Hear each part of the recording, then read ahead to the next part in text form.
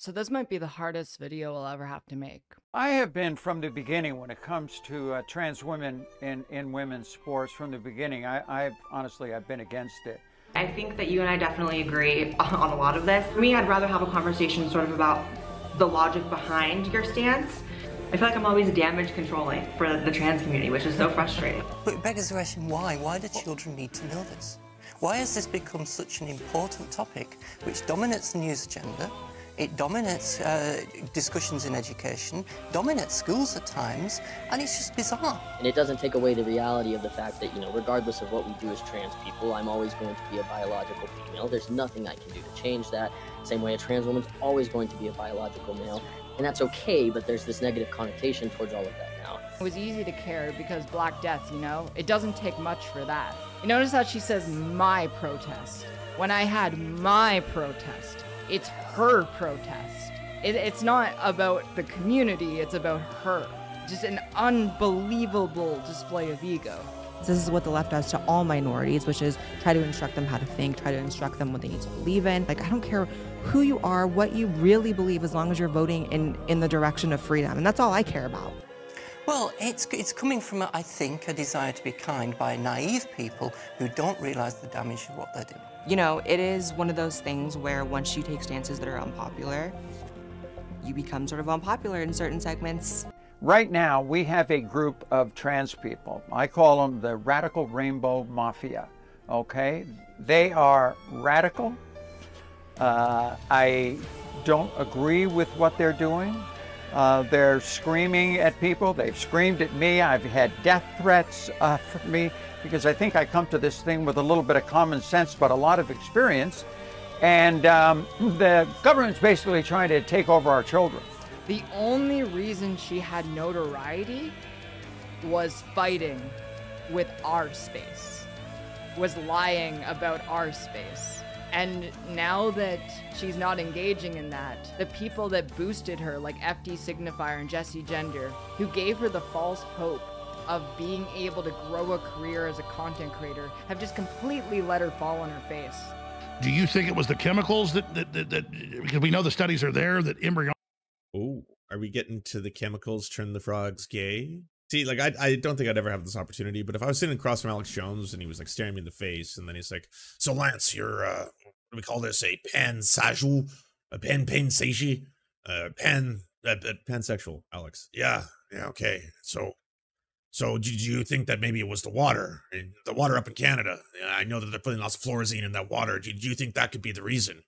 To then sit there and then be like, well, here's that opportunity I have before me to throw the entire queer community under the bus for the benefit of Alex Jones and the right. Well, I guess, take that opportunity as it comes. The transgenders. Have they gone too far? First, they demanded we use different words to refer to them. Then, they changed their bodies with hormones they didn't naturally produce. Then they defended the status quo, using their trans identities to lend legitimacy to conservative and otherwise regressive positions. What? Oh, was that right? Dan, is this paper pro-trans now? Can I finally have a trans pride event at work? Dan is telling me that I can't, viewers, because pride is woke now, of course, but the Daily Telegraph, this place where I work, is now accepting certain trans people into its ranks, as long as they disavow any trans people fighting for positive change, or are actively fighting people the British press don't like. So, conservative trans people, we may have a job for you. Racist trans people, we may have a job for you. Anti-trans trans people, Okay, first of all, how did you end up coming to that position without spontaneously combusting? Secondly, oh boy, do we have a job for you! Unfortunately for me, this might put me out of a job. You see, I'm Brigitte Empire, science and culture correspondent for the Daily Telegraph, and the only trans person allowed in the office before this sudden sea change, because I know my rights, and Dan is one lawsuit away from being cast out into the light of the sun, where his flesh will be rendered from his bones, the bits of flesh that haven't already been rendered from his bones. Anyway, once the Equality Act 2010 gets rewritten to exclude trans people, which is actually in the pipeline now, please don't look that up, that would just be depressing news, I imagine I'll be fired anyway. And then, you better believe, I'm dragging Dan here down with me. I'm going to stuff this motherfucker into a suitcase and... Okay, Dan, I'll stop. I'll stop. You know, the threat is there. It stands. Okay, topic at hand. I was prompted to tackle this topic due to a recent wave of harassment against a small black trans woman creator by someone who is by now fairly notorious for trying to make hit pieces against left-wing creators who don't get on with her. I normally would try and stay out of this. I want to talk about topics that deal with, you know, the important things happening right now and the past that led to them, whether that be the swath of horrific anti-queer laws in the US, the turn against trans kids in the UK, or the brutal history of British imperialism and how it laid the groundwork for today's bigotries in countries all over the world. Well, this isn't a small topic. If I could get past the initial reason for me wanting to tackle it, you'll see what I mean. From the moment trans people have started to attract mainstream attention, there have always been pick-me's. Blair White, for example. People willing to sell out their community for the chance to be one of the good ones in the eyes of the opposition to the movement. The one cool trans person in the eyes of conservatives. Loudly spouting anti-trans talking points so that transphobes can say, see, look, even trans people believe me that all trans people practice black magic and sacrifice kittens to the dark god Baphomet, praise be his name. Where was I? Oh, yes. There have always been people willing to sell out themselves and their siblings to lend legitimacy to some of the worst people in society. These people exist in every minority group. Hell, famously one of the most high-profile murders during the Night of the Long Knives in Nazi Germany was of a gay Nazi who thought he would be safe from his party's anti-gay policies because he was actively helping them. He was not. The people weaponizing their transness to attack others are not limited to pick-me's, however, and they aren't necessarily going to go after their own as part of their weaponization. Some trans people are less perpetually self-destructive and recognize that attacking their own community will inevitably end in, and then they came for me. But, while recognizing this, they might still want to tap into a similar niche. Maybe not intellectually, maybe they don't think they're going after marginalized people, maybe they genuinely think they're doing something righteous, but they have similar inclinations. And I do think that for certain creators, notably the streamer Keffels, for example, who came to prominence after being harassed and swatted by Kiwi Farms, the targeted harassment capital of the internet, and has since attacked various marginalized groups, but particularly has made themselves infamous by targeting black people and organizing their followers to harass black creators. They don't lash out at other people because they're actively looking to grift, as much as it might seem that way, and as much as it might hurt people just the same if it were, therefore making basically no material difference to the victims of her harassment campaigns, whether this is a grift or otherwise. Instead, I think these responses come from a place of trauma. Deeply hurt people don't always respond to criticism in a measured, reasonable way. Sometimes they hurt people back because they're scared, because they're so used to being hurt that they presuppose someone is coming after them. I'm not trying to armchair psychology anyone here, but I do think sometimes this is the cause of a lot of questionable behavior from some members of our community.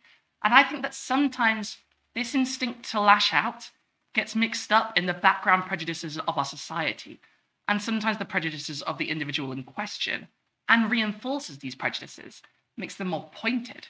And then when they lash out, in their mind, because they are hurt, they weaponize their pain in the form of bigotry, targeted harassment, and frankly, racism. They might not think they're doing this. They might not have intellectually understood that they're actively doing a racism, but that doesn't mean that they're not doing that, and that the people of color who are suffering because of their actions are not suffering from racism. The recent harassment against my fellow YouTuber and one of the few black trans women in this space, Soul Bunny, for example, is egregious. After being relentlessly harassed by Keffels, Soul Bunny quit Twitter and blocked her. Now unable to harass her further on her platform of choice, Keffels joined Soul Bunny's Patreon to be able to contact her again. This is not a reasonable response to criticism. This is legitimately, legally harassment. And it's notable that the person on the receiving end of this backlash is a black trans woman. And one of the primary things the white trans woman doing the attacking here has a grievance against is being accused of weaponizing white woman tears. Which, I don't think if you understand the concept of white woman's tears, you would be responding to it to justify attacking a person of color, since that would be proving the point that you are, in fact, weaponizing white woman's tears. Let me explain by way of a piece by Ruby Hamad for The Guardian. Trauma assails brown and black women from all directions. There is the initial pain of being subjected to gendered racism and discrimination. There is the additional distress of not being believed or supported, and of having your words and your bravery seemingly credited to others. And then there is the type of trauma inflicted on women of colour that many of us find among the hardest to disclose. The one that few seem willing to admit really happens because it is so thoroughly normalised, most people refuse to see it. And what blogger and author Lavi Ajayi called the weary weaponization of white women's tears. To put it less poetically, it is the trauma caused by the tactic many white women employ to muster sympathy and avoid accountability, by turning the tables and accusing the accuser. Almost every black woman I know has a story about a time in a professional setting in which she attempted to have a talk with a white woman about her behaviour, and it has ended with the white woman crying. One black woman wrote on Twitter, "The white woman wasn't crying because she felt sorry and was deeply remorseful. The white woman was crying because she felt bullied or that the black woman was being too harsh with her." When I shared these tweets on my Facebook page asking brown and black women if this had ever happened to them, I was taken by how deeply this resonated, prompting one Arab woman to share this story. "A white woman kept touching my hair, pulling my curls to watch them bounce back, rubbing the top, smelling it, so when I told her to stop and complained to HR and my supervisor, she complained that I wasn't a people person or team member, and I had to leave that position for being threatening to a co-worker." As I look back over my adult life, a pattern emerges. Often, when I have attempted to speak to or confront a white woman about something she has said or done that has impacted me adversely, I am met with tearful denials and indignant accusations that I am hurting her. My confidence diminished, and second-guessing myself, I either flare up in frustration at not being heard, which only seems to prove her point, or I back down immediately, apologising and consoling the very person causing me harm. It is not weakness or guilt that compels me to capitulate. Rather, as I recently wrote, it is the manufactured reputation Arabs have for being threatening and aggressive that follows us everywhere, in a society that routinely places imaginary, wide-eyed, angry and Middle Eastern people at the scenes of violent crimes they did not commit. Having a legitimate grievance is no match for the strategic tears of a white damsel in distress whose innocence is taken for granted. We talk about toxic masculinity, Ajayi warns, but there is also toxicity in wielding femininity in this way. Brown and black women know we are, as musician Miss Blanks writes, imperfect victims. That doesn't mean we are always in the right, but it does mean we know that against a white woman's accusations, our perspectives will almost always go unheard either way. Whether angry or calm, shouting or pleading, we are still perceived as the aggressors. Likewise, white women are equally aware their race privileges them as surely as ours condemns us. In this context, their tearful displays are a form of emotional and psychological violence that reinforce the very system of white dominance that many white women claim to oppose. You might recognize this as reminiscent of DARVO, D-A-R-V-O, an acronym that stands for Deny, Attack and Reverse Victim and Offender, a manipulation tactic that abusive people often use to avoid taking accountability for their actions, instead turning the tables on their accusers. When white women are accused of transgressions, particularly against people of colour, tears can be used to easily switch to a strategy of reversing the victim and offender. The white woman is now the one visibly distressed. Naturally, we turn to the person who made them cry, putting them in a position where they have to defend their actions, and the next logical step is to comfort the person crying, regardless of why they were accused.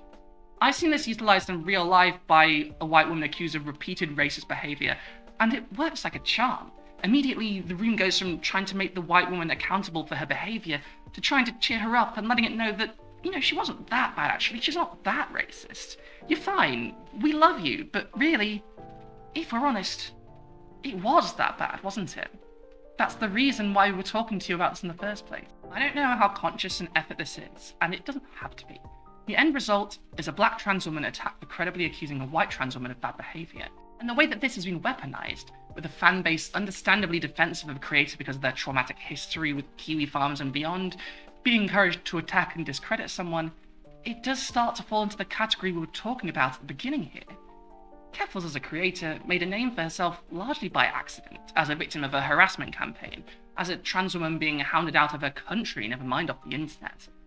Well, when she claims to be being attacked, her past gives legitimacy to her claims for people who haven't bothered to look at the whole story. Her transness gives her a certain level of credibility, as trans people are likely to be victims of these kind of campaigns, as she herself has, and importantly, Her whiteness means that when she is distressed by a black person, she is more likely to be the one believed. People might not believe that trans women can utilize the concept of white women's tears because they are marginalized for being trans, but if they are white, they are still white women. Their distress is treated on a whole other plane than the grievances of black trans women, even when, looking at the situation as a whole, they're rightfully called out for bad behavior. And the result was the person doing the bad behavior crying foul and encouraging her followers to go after a small black trans person who, by the way, is a real-life fucking activist. Just because Keffels was instrumental in pushing back against the harassment held at those kiwi farms doesn't mean that now she should be immune from being called out for racist behavior. No one should be. And if you believe that because she's a trans woman, she somehow can't be racist, just sit on that for a moment, because that's obvious nonsense. Not only are trans people just as capable as cis people of being racist, they're just as capable of being fucking transphobic. We just had a Pope say he's not saying I'm sorry to Indigenous Canadians when he said that in 2015. It is happening right now. I'm not saying it's got to change. Yes, we forgive. I believe in Jesus. But why are you attacking me, Julie? Why are you attacking me? No, I totally get what you're saying, and I have. Hold on, we're live right now. Why are you attacking me? I'm not attacking. The truth hurts. I didn't say anything to attack you, Jeannie Becker. I said nothing about Jeannie Becker. No, I'm just saying Did I say anything about Jeannie Becker? I just feel that you're speaking to me like I don't believe that. I totally get what you're saying. Let me tell you what you just said. I feel like. So whatever you're feeling, take it to the altar, because I'm not the one that's responsible for your feelings. Just look at the way Buck Angel or Debbie Hayton or Blair White use their trans status to lend legitimacy to anti-transgender hate campaigns and buddy up to people who would actively harm them, because they want to be seen as one of the good ones, the pick-me's we were talking about earlier. Buck Angel was once upon a time a very well-respected figure in trans circles. He was one of the most prominent trans men in the public eye, if not the world, but following him outing one of the Wachowski sisters against her will and the resulting criticism from the community for doing so, along with a bunch of other accusations, he's decided to weaponize his transness to attack his own community, teaming up with some of the worst people on the internet to take down the community that he wouldn't even exist without. Personal grievances and behavior of individuals is not something to be weighed against their marginalized identity. If you say something racist, it doesn't become less racist if you're trans. If you work with the LGBT Alliance and J.K. Rowling to take down the trans community in the UK, it doesn't make it not an act of transphobic violence because you're trans yourself. It just makes you a useful idiot for the people that would rather see you 6 feet under than be allowed to be happy in public while trans. The right are extremely happy with having token minorities to lend legitimacy to their arguments. The UK Conservative Party does this all the time. Priti Patel and Suella Braverman, the last 2 Home Secretaries of the UK, have actively pushed for fascist policies on immigration, creating policies and environments that are killing refugees, making it impossible to exist in the UK as an immigrant. And when criticised it, they've fallen back on their identities as women of South Asian descent, as if that makes the blood on their hands any less spilled. But I'm really saddened that the Honourable Lady has effectively said that this government doesn't understand racial inequality. Well, on that basis, Madam Deputy Speaker, it must have been a very different Home Secretary who, as a child, was frequently called a packy in the playground. A very different Home Secretary who was racially abused in the streets, or even advised to drop her surname and use her husband's in order to advance her career. A different Home Secretary recently characterised, if Madam Deputy Speaker I can say so, in the Guardian newspaper as a fat cow with a ring through its nose, something that was not only racist but offensive, both culturally and religiously. This is hardly an example of respect, equality, tolerance or fairness. So when it comes to racism, sexism, tolerance or social justice, I will not take lectures from the other side of the House. I have already said repeatedly, there is no place for racism in our country or in society. And sadly, too many people are too willing, too casually, to dismiss the contributions of those who don't necessarily conform to preconceived views or ideas about how ethnic minorities should behave or think. This, Madam Deputy Speaker, in my view, is racist in itself. When the UK government commissioned an obviously fudged report concluding that Britain is not a racist country, just following a report by the same organisation before it had been captured that Britain was a racist country, they made sure that the report was fronted by a black woman, as if this would take away any possibility that the report might have been done wrong and was blind to the experiences of black Brits and other people of colour. Hell, you only have to look at Caitlyn Jenner, one of the most famous trans people on earth, to see this in action. In the last few years, Jenner has gone from trying her hand at headlining her own post-Kardashians reality show to running as a Republican politician and openly endorsing anti-trans politicians like Donald Trump and Ron DeSantis, practically falling over herself to be the first trans Republican the party can use to sell their policies of trans extermination. Because first and foremost, she is a rich white woman. Her transness is secondary, if not even lower on her priority list. And she is more than willing to weaponize it to attack the very people who paved the way for a prominent public figure like her to come out in the way she did. There are a million more examples of this. Blair White, for example, has made a career out of being the transphobic trans YouTuber, and she's still going strong off that grift. And I'm not going to go into the way this intersects with race much, because it's not my place. But if you look at, say, Candace Owens or Kemi Badenoch and their careers, you can see very clearly the path they're on. They exist in the spaces they do to put a friendly face on horrific politics. That doesn't mean we can't understand why they do it, but we shouldn't dismiss their harmful opinions or actions as less toxic just because of the mouth they come out of either. When Kemi Badenoch announced the week that I'm writing this that the British government plans to essentially eliminate trans kids from public life, it was not comforting that a black woman was delivering it, no matter how much the Tories like to think selling their horrific policies just comes down to optics. In the same way Caitlyn Jenner could not sell trans people on Ron DeSantis by saying she knows him and he's good actually, we didn't fucking trust her in the first place.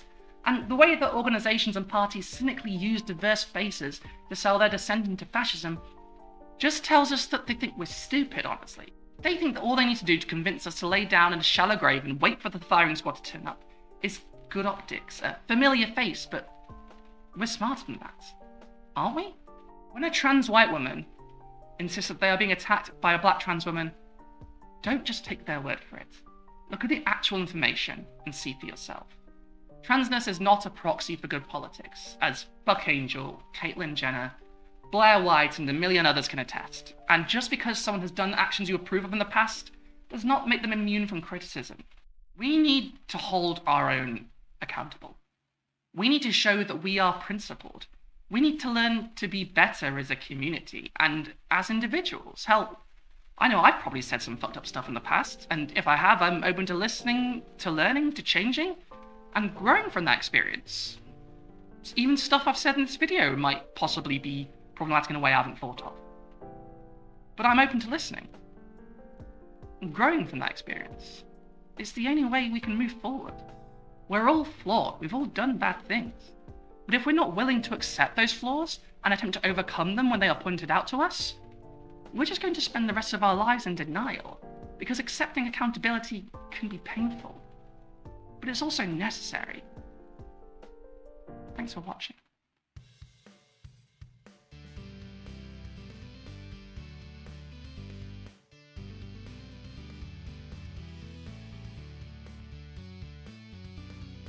Hey everyone, thank you for watching to the end of this one. I promise I'm not going to become a drama channel. This was not meant to be drama content. I literally just want to talk about white women's tears and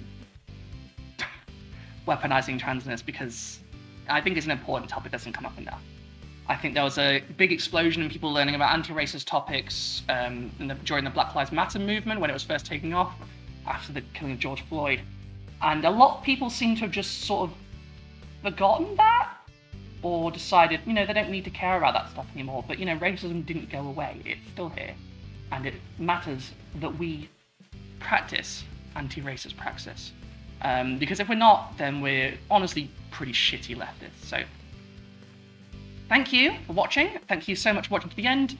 If you want to help me out, I'd really appreciate it if you did. I'm poor right now. And my plan basically right now is to get Patreon to pay for my groceries by the end of the year because I am running out of money. I'm an immigrant, so I don't qualify for any financial assistance. And this is my income. And I like doing it, so hopefully you like me doing it too. And if you do like me doing it, you can pay me on Coffee. at Brigitte Empire, BRIGITTEEMPIRE, on PayPal at CATHERINESTRICKSON, that's Catherine Strickson at gmail.com, or, even better, you could sign up to my Patreon, where from £1 a month, which will be worth about like a quarter of a bottle cap in about 5 minutes, if the economic projections are anything to go by, you can get exclusive content, access to early access to videos even, that probably means the same thing, I'm switching the words around, access to the members Discord, which I just set up and it's pretty cool, discounts on any future merch, and what else was there?